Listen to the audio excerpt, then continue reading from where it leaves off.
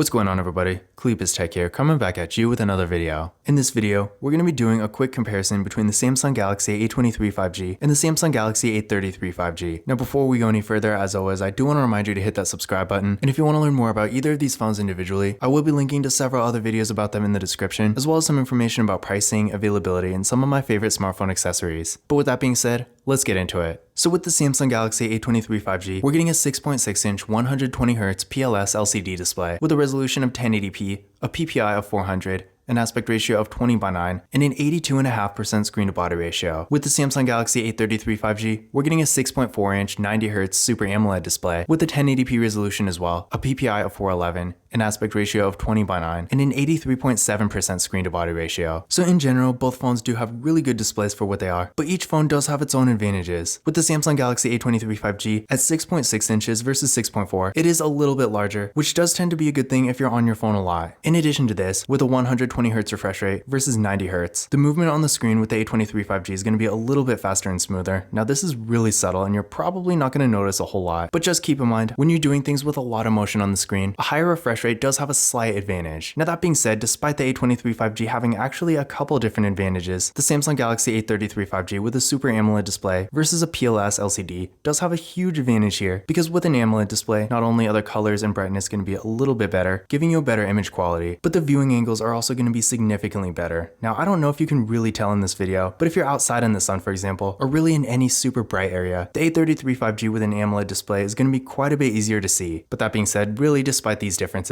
it can go either way, and if you're primarily indoors and you're consuming a lot of content, you really won't go wrong with either phone. Now for storage, the Samsung Galaxy A23 5G is getting 64GB of internal storage with microSD card expansion, and the Samsung Galaxy A33 5G is getting 128GB with microSD card expansion as well. Now keep in mind, to be fair, the international version of the A23 5G does have 128 too, but if you're in the US and you get this phone through a carrier, you are only going to get 64. So that being said, in general, the Samsung Galaxy A33 5G having double the storage of the A23 5G does have quite an advantage. So if you're more of a power user, if you have a lot of apps and stuff like that, especially games that tend to take up a little bit more space, you might want to go with the A33 5G. But that being said, with the A23 5G, 64GB really isn't terrible, and for the average user, as long as you're mindful of what you're putting on your phone, you should be at least okay here. For security features, like pretty much any A-series phone, both phones do have Face Unlock, and they both have fingerprint scanners too. With the Samsung Galaxy A23 5G, it's right here on the power key, and with the A33 5G, we got an in-display fingerprint scanner. But starting with the A23 5G, let's give them a try.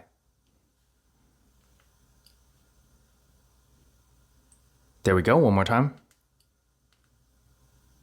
And there we go. So real fast and responsive, no issues at all. And moving on to the A33.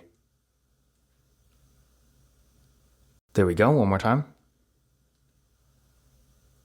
And there we go. So as you can see there, both fingerprint scanners were real fast and responsive, no issues at all. And again, remember, both phones do have Face Unlock too, so if you want to use that instead, you always can. Now taking a look at the camera setups here, with the A23 5G, we got a water drop notch for the front-facing camera. This camera is 8 megapixels. Then on the back, we got a quad camera setup with a 50 megapixel main camera, a 5 megapixel ultra-wide camera, a 2 megapixel macro camera, and a 2 megapixel depth sensing camera. With the Samsung Galaxy A33 5G, we got a 13 megapixel front-facing camera. Then on the back, we got a quad camera setup with a 48 megapixel main camera, an 8 megapixel ultra-wide camera, a 2 megapixel depth sensing camera, and a 5 megapixel macro camera. So in general, as far as features go, these phones have pretty much everything, including an ultra-wide camera and a macro camera. So if you're taking a lot of pictures and you want a wider variety of features, then you're really not going to go wrong with either of them. And as far as the photo quality goes, I really don't think there's a whole lot of a difference. In my experience, the A33 5G is maybe a tiny bit better, but honestly, if you're taking photos for something like social media, for example, you're really not going to see a significant difference, and either of these phones will be a great choice. But that being said, when it comes to video, there is actually quite a difference here. With the Samsung Galaxy A23 5G, this phone can record in up to 1080p in both the rear and front cameras, whereas with the A33 5G, this phone can record in 4K in both the rear and front cameras. So clearly, if you're recording a lot of videos and you want the best quality you can get, then definitely the Samsung Galaxy A33 5G will be the way to go. But if you're not really recording videos, or maybe you're just using them for something like Snapchat, for example, where the quality isn't super important, then the A23 5G is going to be perfectly fine. But that being said, in general, again, if you're taking a lot of photos, photos and you want great quality, but at the same time you don't need the pictures to be as good as maybe a $1,400 flagship phone, for example, then really either of these phones will be a perfectly fine choice. Now when it comes to RAM and processor, with the Samsung Galaxy A23 5G, we're getting 4GB of RAM with the Qualcomm Snapdragon 695 5G processor. And with the A33 5G, we're getting 6GB of RAM with the Samsung Exynos 1280 processor. Now when it comes to their overall performance, I didn't really notice a huge difference between the two. Maybe the A33 5G is a little bit faster if you're doing something like higher performance mobile gaming, but honestly in this price range, these phones really aren't meant for that kind of activity anyway. In general, for more basic activities like web browsing, social media, streaming content like videos and music, and some of the more basic mobile gaming here and there, either phone will be perfectly fine, and you're gonna get a great experience either way. But that being said, again, I feel like you're probably not gonna see a huge performance difference between the two. Now I did run Geekbench 5 benchmark tests on both of them, and here are the scores I got. So again, there's really not a whole lot of a difference here. Despite the A23 5G scoring a little bit higher on this test, in my experience, it's actually not really faster. And again, in general, you're probably not gonna see a huge difference. But that being said, if you're doing more basic activities like web browsing, social media, streaming content like videos and music, and some light mobile gaming here and there, for that kind of activity, I do think both of these phones are great options. Now these phones actually have the exact same batteries, with 5000 mAh batteries supporting 25W fast charging. So with either phone, you can expect to get great battery life and longevity. So if you're in a situation where maybe you're not always around a charger, but you need something that's really gonna last all day, either phone is gonna be a great choice. And with 25W fast charging, while it's not the best fast charging in the world, in my experience, both of these phones do have really good charging speeds. So if you have a decently powerful fast charger, or maybe a really good car charger for example, you will get really good charging speeds with these phones. But keep in mind, like any A-series phone, neither of these phones have wireless charging, so if that is a feature you want, then definitely keep this in mind. Another thing I do want to point out here is that both phones do have NFC, so if you like to make contactless mobile payments using tap and pay, then keep in mind that won't be a problem with either phone. Now something else I do want to point out when it comes to the design is that with the Samsung Galaxy A23 5G, we are getting a headphone jack, whereas we're not with the A33 5G. So definitely keep in mind if you have a normal pair of wired headphones, using them is probably going to be a lot more convenient with the A23 5G. But that being said, if you do happen to go with the A33 5G and you want to use normal headphones, there is an adapter that makes it possible with the USB-C port, which I will be linking to in the video description. But again, in general, if you do want a phone with a headphone jack, keep in mind the A23 5G is one of the only Samsung phones in this price range that has one. But in conclusion, which of these phones is better? In general, in mostly more subtle ways, I would say the Samsung Galaxy A33 5G is technically a better device. With an AMOLED display, the display technology is a lot better, which is going to give you a better overall image quality, especially again if you're outside in the sun. The viewing angles on the A33 5G are quite a bit better. Although to be fair, the Samsung Galaxy A23 5G is noticeably larger, so if you do want a larger display, then definitely keep this in mind. The A33 5G in general does have a lot more storage, and it can also record 4K videos, which is definitely useful if you're more of a content creator, for example, and you want the best video quality you can get. But that being said, honestly, when it comes down to it, for the money, I still feel like the Samsung Galaxy A23 5G is a little bit more worth it. First of all, although you can easily get the A33 5G factory unlocked, I don't even know which carriers are actually offering any deals on it. Whereas with the Samsung Galaxy A23 5G, in the US, as of the recording of this video, pretty much every prepaid carrier has somewhat of a deal on this phone, and even though the A33 5G is a little bit better, the advantages you get with this phone are honestly things I feel like most people could live without. So in general, in the likely scenario you can get the Samsung Galaxy A23 5G for a lot less, then I feel like this phone is honestly a better value, and if you want something better than this, then you might as well go up to the A53 5G, which is a step up from the A33 5G.